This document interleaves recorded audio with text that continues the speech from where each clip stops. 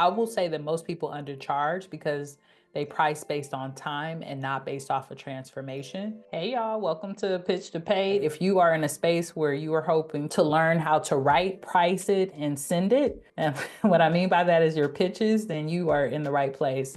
So now I want to talk a little bit about pricing, how to price your talk. I will say that most people undercharge because they price based on time and not based off of transformation. So you all are already ahead of the game because you understand that you're not charging for your time as a speaker, you're charging for the experience. So factors that should impact pricing, these are just a few. Others might impact them for you. The reason I say others is because it depends on your unique experience and who you are. I have clients that charge more for safety and for security because of who they are and how they walk in the world. But things that you should probably consider are the audience size and budget, right? There's going to be a different budget and audience size when we think about corporate compared to nonprofit versus schools. Some schools, right, if you're speaking to students, they only have probably like a budget for programming of $10,000 for the whole year. So they might be only able to pay you a couple of $1,000s compared to corporations who might have a programming budget of 500,000. So we really want to know our sector and what type of budgets they have available. The other thing to consider is licensing and recording rights, which you all consider that in your deliverables. We always want to charge more for that. Really be clear with people, y'all, especially when you start to send these pitches out. You'll get people who want to get on calls with you to talk about potential opportunity. It's important that you ask that question. Do you plan, especially if it's virtual, even in person, do you plan on recording this event? Because many organizations will assume that because they have access to you, they have access to you forever. And I've seen clients speak at events and then the next year they use a recording of them without their permission. So we want to be clear on if they're going to record and make sure that we get it in the contract that they only can record and have access to it for a certain amount of time, or that they pay a licensing fee if they want to continue to use it. And then any type of customization or post-event support that you may have to do. What I will say is that some things don't need to be included in the proposal, but they might be included in the price. So for instance, Shauna just asked a question around, should I customize things? If you have to customize things and you know that's gonna be extra time, I would just add that into my cost. I wouldn't necessarily put on the proposal customizing slides, because then people will be like, well, we want to take that $500 off so you don't have to customize it. So we want to be careful about what we share. Our pricing and what our price is the price. The price is the price. That's what I always say. But when we're thinking about our labor, we want to think about the price in a broader way. We don't have to always include everything a la carte on the proposal, but we do need to know when we're putting that together pricing, what we're charging, and that we're not just charging to go in and speak. We're charging for the time it takes to get there. We're charging for our expertise. Many of you have said that someone said they've been doing this since they were 15. Someone else said 20 years, 25 years. All of that time that you put into the industry is the reason that you can show up and deliver this transformation in this way.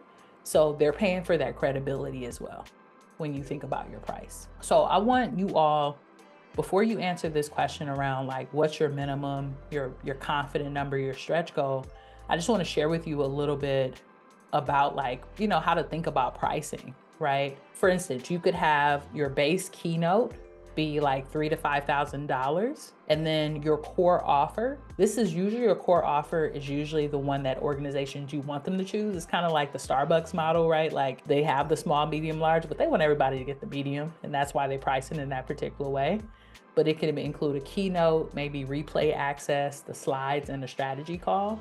And then maybe your premium offer is a full workshop experience of maybe like a half-day workshop, licensing to the content, VIP breakout space. So that's why we wanted to think about the deliverables as well. Now that you know, like you could see kind of like a model, I want you to think about your pricing. What's your minimum price?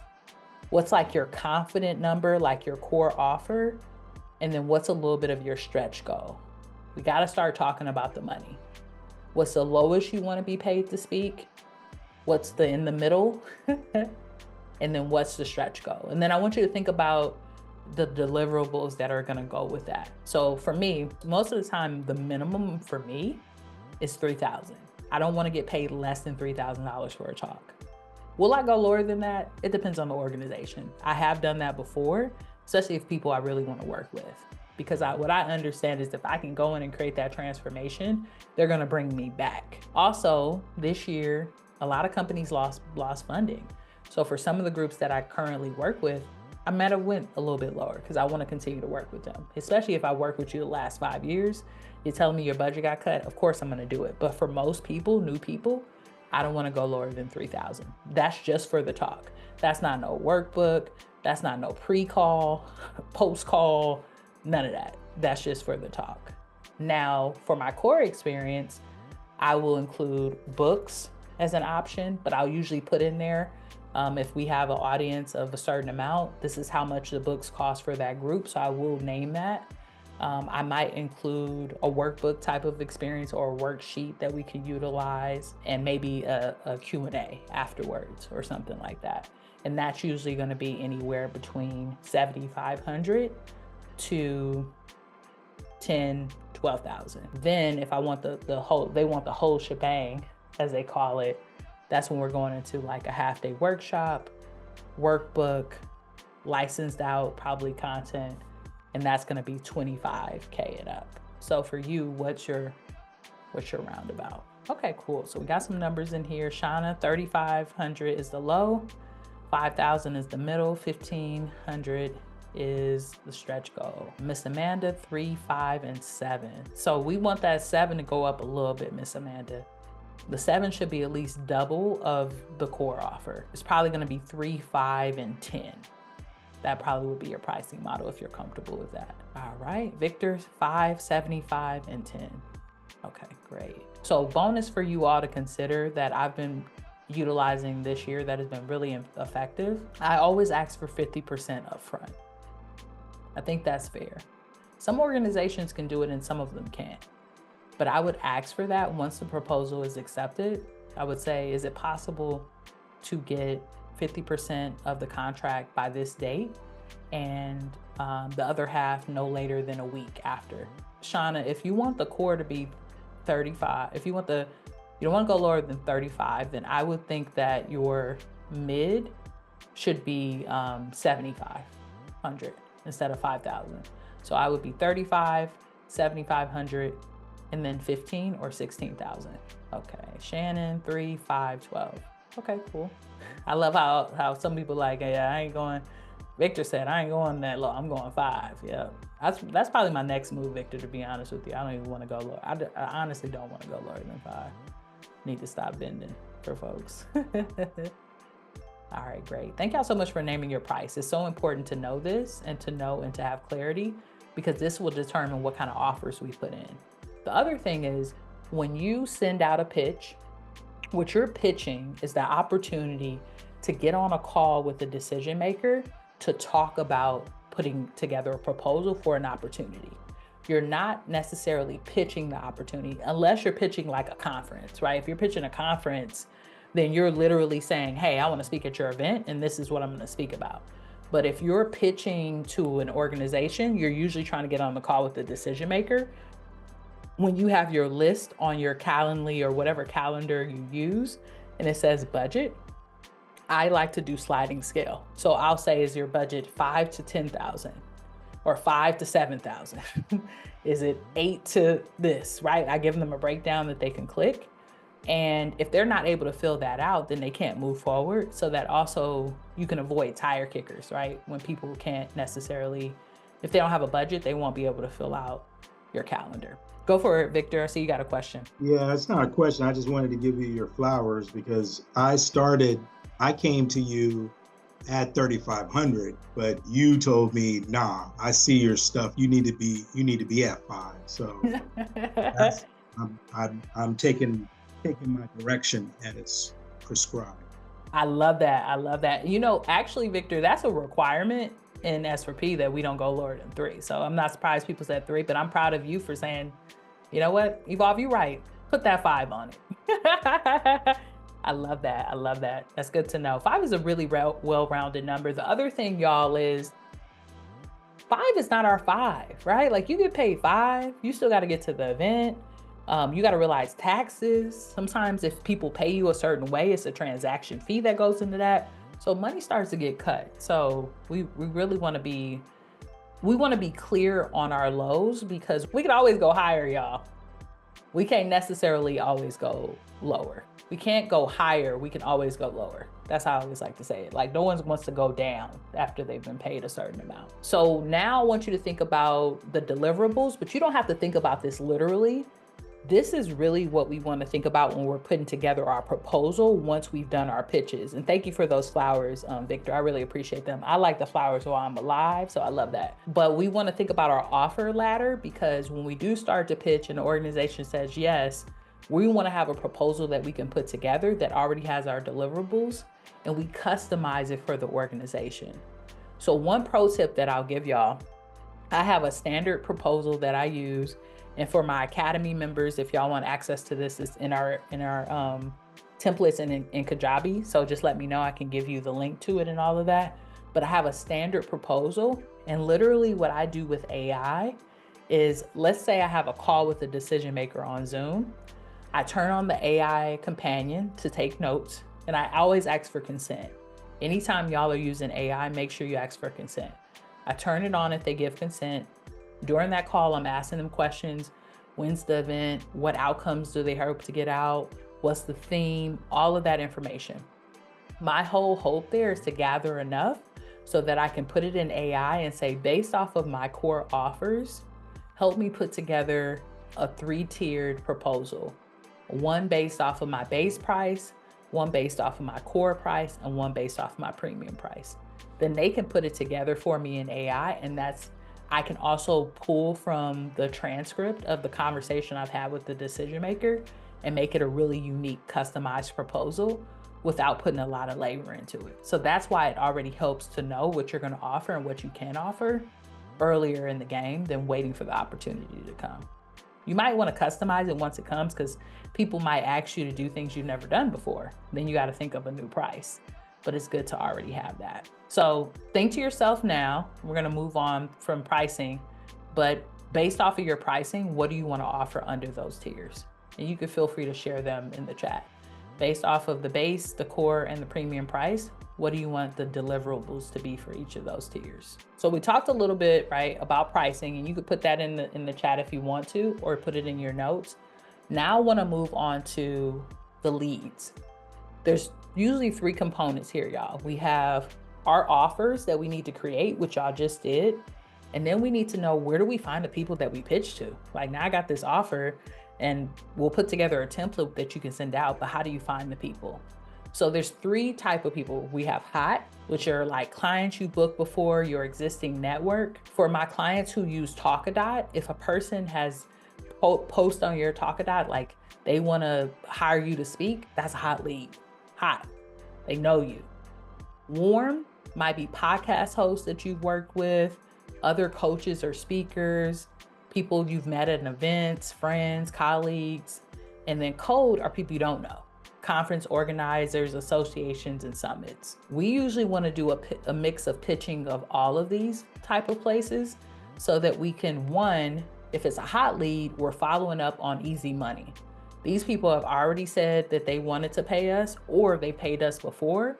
So the likelihood of them paying us again is a yes, right? So that's why we want to start off with the hot. Then we want to go into the warm. Okay, these people know me, but they haven't paid me yet, but they've had an experience with me, right? I've either been on their podcast, or maybe we met in an event. They're in the same industry. Cool. Then we want to go to warm. And then we always want to make sure we're in code. A lot of people try to stay away from code because they're like, well, it takes too long. But code allows you to grow your audience, because it's people who don't know you yet. In order for someone to even become warm or hot, eventually they were cold. They're a person that didn't know you exist and wasn't doing work with you. You want to make sure that you're kind of swimming or fishing in all of those ponds. And these are just some ways to kind of look at those leads. So I want to talk to you about where you can find each of those leads before we go into this slide. So when it comes to your hot leads, these are people you already know, so they might be all the way already in your Rolodex. I'm working on a new offer right now, new speaking framework where I want to support organizations with killing the leaders, right? Like, how do we get more well-being to executives so that it could be more of a top-down approach? And when people need more support and well-being, the leaders understand what that means. So the first thing that I did for this new offer was I started to think about doing market research. And I said, okay, I want to reach out to people in my phone. So I went through my phone, I looked up my homies. I said, oh, my friend Brooklyn is a chief revenue officer. Let me reach out to her. She's an executive. She probably can give me some feedback on this offer. My cousin, he is a compliance coach. No, not a compliance coach, a compliance VP of appliance. I'm sorry, I'm lowering his title. He probably be mad at me. Anyways, I said, I'm gonna reach out to him, right? So I went through my phone. These are people I text on a regular basis or I know. Those are gonna be hot people. Then now I'm thinking about warm. I'm like, okay, so who are folks that maybe I've done podcasts with or I've met at events, we met at conferences, maybe we presented at the same space, that work as executives now. Going through my LinkedIn, who do I know? All right, let me reach out to them. Then I have a campaign going on within LinkedIn Sales Navigator, reaching out to people that I don't know. So those are ways where you could look at it. So you could swim in your phone, right? And find people, literal people that you've met at events, or you can go on LinkedIn, or you could use other cold email sites. So this is a list, and you have this in your workbook, of cold email lead sites that you can use. So if we go up here, this is one of them. It's called emaillistus.com. This is great because you can go like, okay, let's say you're looking to speak at colleges. You can go to build your list, and I'm not even logged into this, right? And you can look based off of title, and you have to pay for this list. This isn't free, but let's say you said, okay, I want to reach out to assistant deans, right? You can select the location. So you could be like, okay, I just want them to be in Arizona. I want them to be all around. And then to get all 900 of these leads, which would be their name, their email, their title, sometimes even their LinkedIn profile, it's $135. But you could say, you know what, I don't need 900. I'm starting slow. I only got $20 to spend. Let me get 135. And that's how we can get cold leads that we can reach out to within our industry when we get our pitch template together that I'm going to show y'all how to put together in a few. So this is a great site that you can consider using. The other thing that I use quite often is LinkedIn Sales Navigator. You can create a leads list of people that you want to reach out to. Save searches, there we go. So if you see here, I've created a list of folks that I've saved. So this is the folks I'm reaching out to about that new offer I told you about, to get on calls about market research. I started to look up Black ERGs because that's another group I want to connect with. So within LinkedIn Sales Navigator, you go into your lead filter and you can kind of base the demographics off of who you want to reach out to. This will be considered cold. Now, it could be warm if you use this, if you go into your connections and you make it second or first degree, because that'll mean that these are people who are connected to you or connected to people that you're connected to. So it's a little bit warmer. But most of the time when you're using LinkedIn, it's going to be cold leads. So these are places you can find. The other thing you could do is you can search for conferences that you want to present at, and you could literally go in and pitch, look for the conference organizer, the event organizer, and pitch them via email for you to come in as a speaker. Or you can fill out, they have a speaker's form and fill that out. Usually when you fill out a speaker's form, those people are not getting paid. But if you wanted to say, hey, I'm Victor and I want to come in and be the keynote speaker of your event, you could definitely look for the contact and pitch them as well. So these are some websites you can use, some thoughts around where you can find leads. And I hope that that was helpful, right, for you to think about. We have a whole lot of training within the academy that breaks down like lead management and how to find leads. So this is not a workshop. We're going to spend a lot of time on that. We'll spend more time on the actual pitch. And you all have people in your phone or email addresses of people that you know. So it should be easy for you to find at least one person. But I want you to think based off of the categories, based off of the warm, cold, right? Hot, warm, or cold. What are 3 names in each category that you'll be able to pitch this week? Do you know 3 names or 3 orgs that you want to pitch? 3 people in the hot, 3 people in the warm, and 3 people in the cold. I want you to think about them and write them down. You don't have to name them because I know that's your own IP. Those are your people. But I want you to think about 3 hot leads, 3 warm, and 3 cold. These can be people or events that you want to pitch within the next week. So I want you to write that down in your workbook because this is for accountability. And then when it's written down, I want you to put the word money into the chat. One of the things that we do within our school community for my folks who are in the academy is that I often will post speaking opportunities, right? So you could count this as one of your cold leads if you're planning on applying to any of these speaking events that we've put into the community. That's something else that you could consider. If you have testimonials from people in the past, that's another list that you could use too. So as I'm sitting here thinking about it, because I'm facilitating this workshop, but like I told you, I'm coming up with a new offer. I think for me, when I think about hot leads, I have probably over 200 contacts on Talkadot that I need to reach out to. So I'll probably pitch them. That'll be a part of my hot leads list. And then I'm also going to reach out to organizations that I worked with in the last year, but that I have not heard back from. So that'll be my hot. My warm, I'm definitely going to think about podcast hosts because I've been on a few podcasts to reach out to them. And then I would love to also follow up with some folks that I went to the Black Trans Advocacy Conference this year. Some folks who told me to reach out to them who are a little bit warmer. And then cold, I am actually going to pitch the conference Creating Change to be a keynote speaker instead of just a workshop presenter. So I'm going to pitch them to be a keynote. So that's my thoughts. Have y'all got it? Okay, I see some money coming through. Okay, perfect.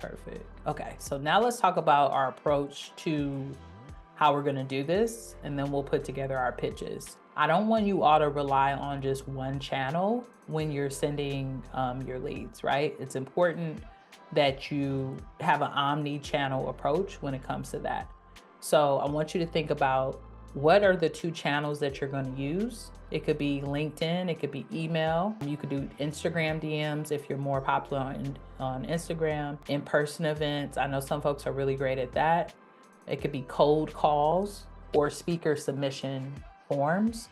Another one that you could add on to there is like, speaking summits or, retreats, or any of those can be considered in-person events or speaker submission forms that you want to do. So what are the 2 that you're going to do? I just want you to start off with 2. Are you going to start off with LinkedIn DMs? Are you going to start out with LinkedIn DMs and emails?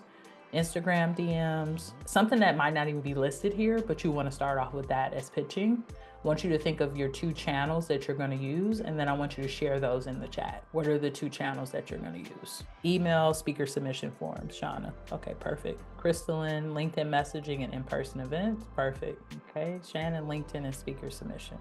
Okay, great. Okay, so you're going to choose your 2 channels, which most of you have. If you haven't, please continue to put that into the chat.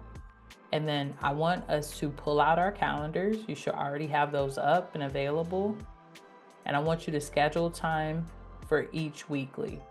So I want you to put on the calendar, give yourself 30 minutes to do this to an hour, y'all. 2 hours a week. That's it. 2 hours a week. 1 hour, you're going to be sending your emails to one channel. Maybe it's, your messages to one channel. That could be LinkedIn. That could be email. And you're gonna send 10 pitches per week, 5 per channel. So if I was doing LinkedIn and email, I would send 5 LinkedIn messages, and then I would send 5 emails. So I want you to choose the 2, share them in the chat, and then I want you to schedule, and this should be a reoccurring meeting on your calendar, reoccurring meeting where you can schedule time to send out pitches for those 2 channels. If we don't do it, we don't commit to it, and it doesn't happen.